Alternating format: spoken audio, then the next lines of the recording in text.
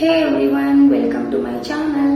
ಎಲ್ಲರೂ ಹೇಗಿದ್ದೀರಾ? ನಾನು ಕೂಡ ಸೂಪರ್ ಆಗಿದ್ದೀನಿ. ನೀವು ಕೂಡ ಎಲ್ಲರೂ ಸೂಪರ್ ಆಗಿದ್ದೀರಾ ಅಂತ ಅನ್ಕೋತಾ ಇದ್ದೀನಿ. ಇವತ್ತಿನ ಲಾಗ್ ನಾನು 7 o'clock ಸ್ಟಾರ್ಟ್ ಮಾಡ್ತಾ ಇದ್ದೀನಿ.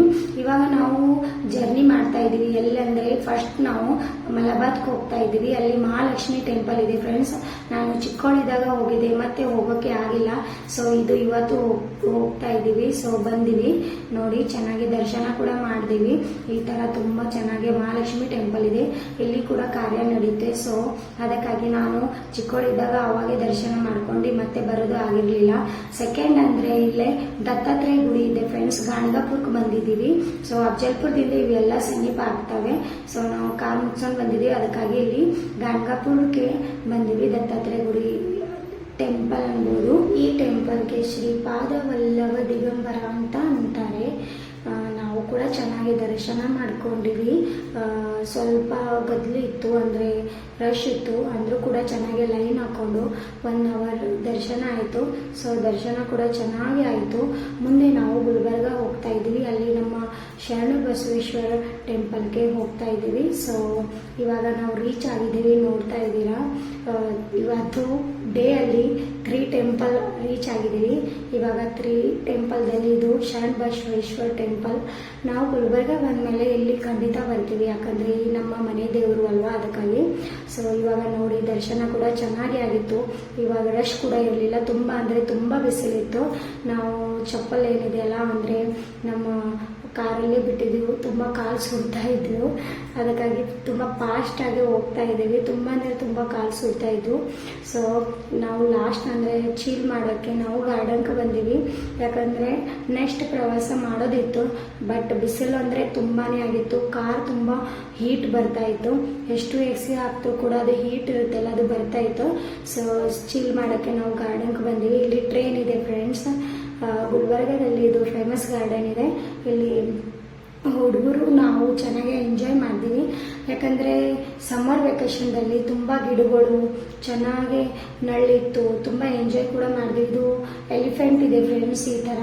ಸೊ ಮಕ್ಕಳು ಕೂಡ ಎಂಜಾಯ್ ಮಾಡ್ತಾ ಇದ್ರು.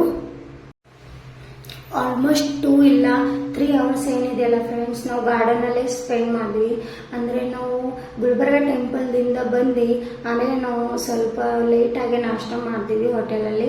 ಸೊ ನಾನು ಶೂಟ್ ಮಾಡೋದು ಆಗಲಿಲ್ಲ, ಯಾಕಂದರೆ ಇವಾಗ ಅದ್ರ ಮ್ಯಾಲೆ ಅದು 2 hours ಆಗಿತ್ತು. ಅದ್ರ ಮೇಲೆ ನಾವು ಇಲ್ಲಿ ಗಾರ್ಡನ್ಗೆ ಬಂದೀವಿ. ಯಾಕಂದರೆ ಇವಾಗ ಜರ್ನಿ ಮಾಡಿದ್ರೆ ಹುಡುಗರು ಅಳ್ತವೆ, ಮಕ್ಕಳು ಅಡ್ಡಿ ಮಾಡ್ತವೆ ಅಂತ ಯೋಚನೆ ಮಾಡಿಕೊಂಡು ಇಲ್ಲಿ ಗಾರ್ಡನ್ಗೆ ಬಂದೀವಿ. ಸೊ ಇದು ಗಾರ್ಡನ್ ಲೈವ್ ತೋರಿಸ್ತಾ ಇದ್ದೀನಿ. ನೀರು ಹೊಡಿತಾ ಇದ್ರು, ತುಂಬ ತಂಪಂತ ಫೀಲ್ ಬರ್ತಾ ಇತ್ತು. ಇಲ್ಲಿ ಕೆರೆ ಕೂಡ ಇದೆ ಸೈಡಲ್ಲಿ. ಸೊ ಅದಕ್ಕಾಗಿ ಸುಮ್ಮ ಇಲ್ಲೇ ಬಂದ್ರೆ ಆಯ್ತು ಅಂದ್ಕೊಂಡು ಇಲ್ಲೇ ಬಂದಿವಿ. ಇಲ್ಲಿ ಏನಿದೆಲ್ಲ ಫ್ರೆಂಡ್ಸ್, 2 ದಿಂದ 4 hours, ಅಂದರೆ 2 hours ತನಕ ಅಲ್ಲೇ ಇದ್ವಿ. ಅಂದರೆ 4 ಗಂಟೆಗೆ ಅಲ್ಲಿಂದ ಬಿಟ್ಟಿವಿ. ಯಾಕಂದರೆ 4 ಗಂಟೆ ಆದಮೇಲೆ ಬಿಸಿಲು ಸ್ವಲ್ಪ ಕಡಿಮೆ ಆಗುತ್ತೆ. ಸೊ ಅದಕ್ಕಾಗಿ ಅಲ್ಲಿ ನಮಗೆ ಶಾಪಿಂಗ್ ಮಾಡೋದಿತ್ತು, ಪ್ಲಸ್ ಮಾಲ್ಗೆ ಹೋಗೋದಿತ್ತು. ಅದು ಲಾಸ್ಟ್ ಉಳಿದಿತ್ತು. ಅದಕ್ಕಾಗಿ ಸುಮ್ಮ ಅದು ಆದಮೇಲೆ ಹೋಗ್ರಾಯ್ತು ಅಂತ ಇಲ್ಲೇ ಎಂಜಾಯ್ ಮಾಡಿಕೊಂಡು ಕುಂತಿದ್ದೀವಿ. ಮಕ್ಕಳು ಆಡ್ತಾ ಇದ್ರು, ನಾವೇನಿದೆ ನಾನು ಮತ್ತು ನನ್ನ ಹಸ್ಬೆಂಡ್ ನಳ್ಳಿಗೆ ಕುಂತಿದ್ದೀವಿ. ಈ ಥರ ನನ್ನ ಗಿಡಗಳು ಮತ್ತಂದರೆ ಇಲ್ಲಿ ಬಟರ್ಫ್ಲೈ ಏನಿದೆಯಲ್ಲ ಅದು ಶೂಟ್ ಮಾಡ್ತಾ ಇದೆ. ಎಷ್ಟು ಕ್ಯೂಟ್, ತುಂಬ ಸ್ಮಾಲ್ ಬಟರ್ಫ್ಲೈ ಈ ಥರ ಹಾರ್ತಾ ಇದ್ರು.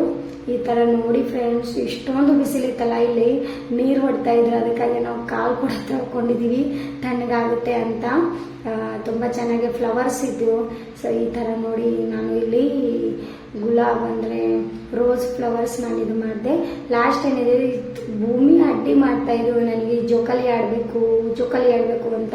ಬಟ್ ತುಂಬ ಕಾಯ್ದಿತ್ತು, ಬೇಡ ಅಂದರೂ ಕೇಳ್ತಾ ಇರಲಿಲ್ಲ. ಸೊ ಲಾಸ್ಟ್ ನಾವು ಬರುವಾಗ ಏನು ಮಾಡ್ತೀವಿ, ಆಕಿಂದು ಜೋಕಾಲಿ ಆಡೋ ಡ್ರೀಮ್ ಏನಿದೆಲ್ಲ, ಇಲ್ಲಿ ನಡಿ ಅಂತ ಆಡೋಣ ಅಂತ ಕರ್ಕೊಂಡು ಹೋದ್ವಿ. ಅಲ್ಲಿ ತುಂಬ ಎಂಜಾಯ್ ಮಾಡ್ತಾ ಇದ್ರು, ನಗ್ತಾ ಇದ್ರು. ಸೊ ಈ ಥರ ಅವ್ರ ಪಪ್ಪ ಆಕಿಗೆ ತೂಗ್ತಾ ಇದ್ರು. ನಾನು ಕೂಡ ನಾ ಆಡ್ತೀನಿ ಅಂತ ಇದ್ರು, ಬಟ್ ಆಕಿಗೆ ಕುಂಡ್ರೋದು ಆಗಲ್ಲ ಅಂತ ನಾನು ಕುಂತು ಆಕಿಗೆ ಆಡಿಸ್ತಾ ಇದ್ದೆ. ಈ ಥರ ನಾವು ತುಂಬ ಎಂಜಾಯ್ ಮಾಡಿದ್ವಿ.